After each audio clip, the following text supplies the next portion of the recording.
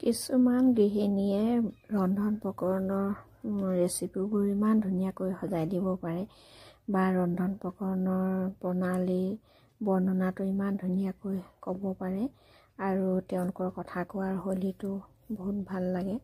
মই পিছে একোতে নাই, এনেই বনালোঁ বাবে দিছোঁ। আজি ঔটেঙা দাইল উখোৱা চাউলৰ ভাতৰ সৈতে এসাঁজ বনাই খালোঁ, তাৰে এটা ভিডিঅ' দিছোঁ। সুন্দৰকৈ কথা ক'ব পৰা, সুন্দৰকৈ সজাই মেলি দিব পৰা আৰু খাদ্য পৰিৱেশন কৰা, এইটো তেওঁলোকৰ বাবে এটা কলাৰ ভিতৰতে পৰে।